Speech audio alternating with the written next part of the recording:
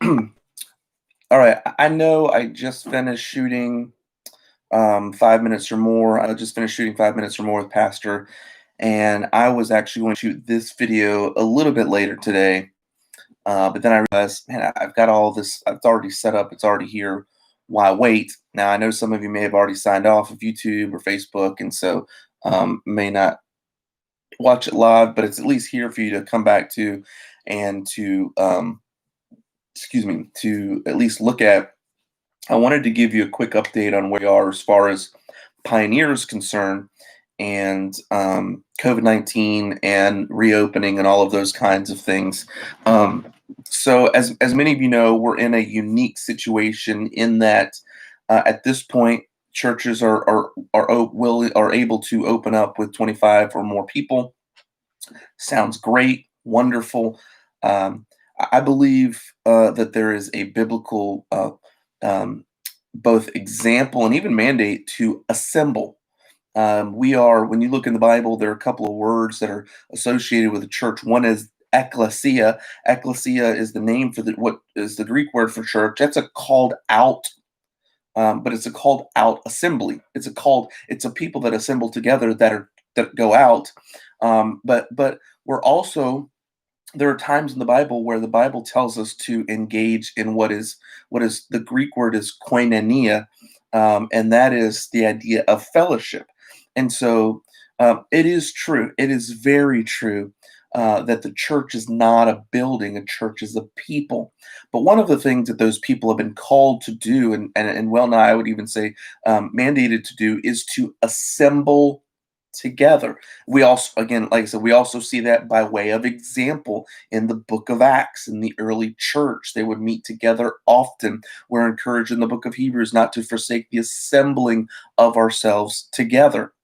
And so I think if we're healthy and able-bodied and we're able to, then we should aim to assemble. I think the church should do that. And so we want to do that, and that's what a lot of churches have wanted to do.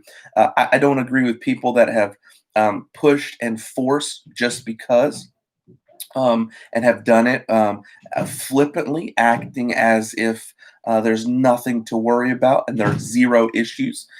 Say what you can throw everything that you want to at it. Say, oh, it's not as bad as the flu, and it may or may not be true. You can say, oh, it's got a 99% recovery rate, and that may be true as well. But the reality is, regardless of all of those things, people are genuinely scared, people are genuinely worried, and people are genuinely dying. Again, we have nurses in our own church that work in this thing, and I was talking to Emily just the other day, and she said, I just want people to know, like, if they get it, it's not comfortable. I mean, it's if they even people that die from it, we can drug them up. It's still a very painful and difficult death. And so we and by we I mean Pioneer. We're trying to balance this idea of understanding that we have, because we have so many people, like many other churches, that many people have differing feelings about it. And so I think it's important for us to engage in the book of Romans, where it tells us in Romans 13 um, to be willing to give up some of my liberty, not to the government, but to fellow believers.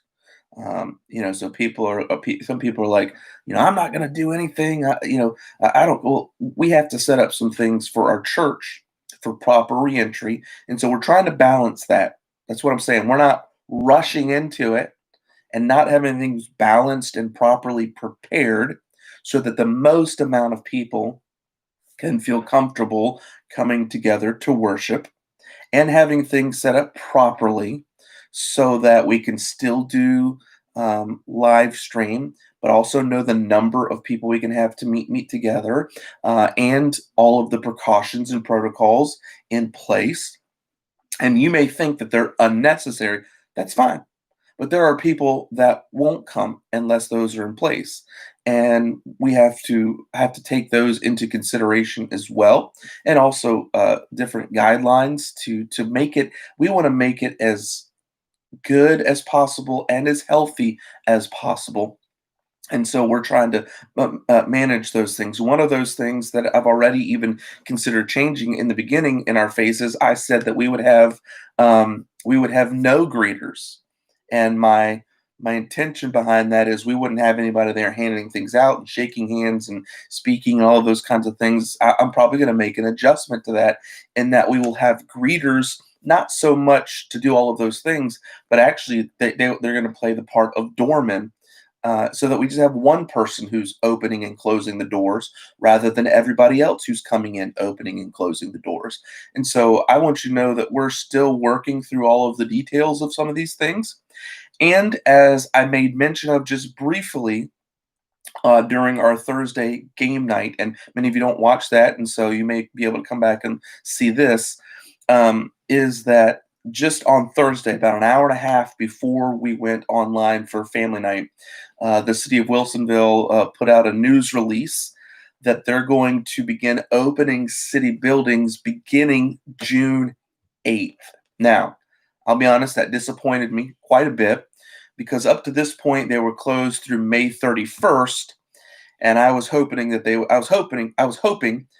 allow that to expire, which would then mean beginning in June, city buildings would begin to open up, and then the community center may become available. So I was really hoping and praying towards June 7th, which is the first Sunday in June. But they're waiting until the Monday after that, June 8th, to begin opening up city buildings. Now, with all that being said, the only city building they're opening up initially is City Hall.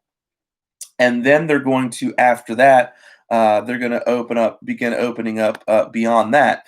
Now, with that being said, I want to read to you a part from this news release from the city of Wilsonville. Give me just a second, because I forgot to have it printed out, so I'm bringing it up online, and I want to read it to you. And you can go online in the city of Wilsonville and read it for yourself as well. But I have it right here, so let me read it to you. There's one paragraph that stood out to me, that is pertinent for us, and this is what it says.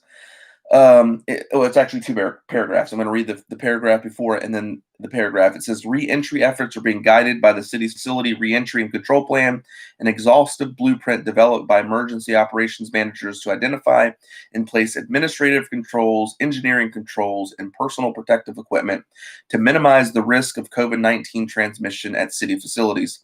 The plan identifies site-specific controls at each facility that can be implemented to accommodate safe public reentry. And then this is the paragraph that I really want to read. It says this: the library and the community center, especially, require a number of unique considerations about which programs and services may resume, which might continue with some accommodations, and which might be temporarily suspended until we can provide them more safely, said Martin Montalvo, Public Works Operations Manager. We've scrutinized every aspect of our operations through the lens of public safety and are putting controls in place as quickly as possible to facilitate reentry. And so it's both, in my opinion. This is just my interpretation. I think it's some good, some bad. They're finally starting to open things up, and they're trying to work through things. But we want access to one of the two buildings, the library and the community center, that they make clear are unique, which I'm going to guess means those might be the last two city buildings they open up. I don't know that. That's just conjecture, but it kind of seems that way, because they are places where so many people are coming through, and all of those kinds of things. And so I just don't know. I don't know at this point what's going to happen. I'm hoping things go so well that first week of June in City Hall that things can move forward. I did communicate with Brian at the Wilsonville Community Center, and when I did, they had not had this plan out. It's funny. I emailed him on Thursday, and he said not yet, but I think soon. And sure enough, just a couple hours later, it came out, and he's been very kind and helpful. We have been, again, like I said, began a search for other places. One of those places I looked into was the Grange, and they just won't communicate with me at all. Another place is one of those places we had looked at before, is the Best Western, and I got a response back from the Best Western, and they said that basically their email said maybe. Maybe. And what they wanted to do is they wanted to sit down and discuss it with the manager in more detail. And I understand that they have the right to do that. They have other patrons, the people that come through there, and those kinds of things. I also know they lost a lot of business, and so maybe we could be a help to them in that way. But Best Western gives us a whole nother set of interesting aspects. The space is a little bit smaller. The entryways are a little bit smaller. There's one bathroom on that hallway down by the pool, or I should say, there's two, a men's and a women's, but it's just one per. And other people use it besides our church people, and so how is that going to be controlled? And so, I think there's a lot of details. So pray for leading on that and for God's will to be done. I don't want to force something until we're ready for it and can accommodate the most amount of people, and those kinds of things. And so I just want you to know, behind the scenes, we are working, we're looking, we're pursuing, and trying. And so once we get those things settled, again, we're in a unique situation because we don't just have a when we're able to go in, just jump right in and go. And so that, again, obviously that's another prayer request, that the Lord would give us our own permanent use facility, and we're looking and praying and preparing for all those things as well. And so we just appreciate your patience, and willingness, regardless of what side you're on. I know I've just come to the realization that there are some people that are going to look at me and say, "Pastor, you're moving too slow," and some people say, "Pastor, you're moving too fast." And there's some people that are going to they're going to love the way we handle it, and there's going to be some people that hate the way that we handle it. And again, I just hope you know that none of us have ever done anything like this before. None of us have ever had to pastor through any of these things or live through any of these things. And so we're trying our best to make it happen, and to make it happen safely. And so just keep praying with us. And once we know a little bit more or have something moving forward, we'll be sure to let you know. So thank you guys for that. And we'll talk to you guys later.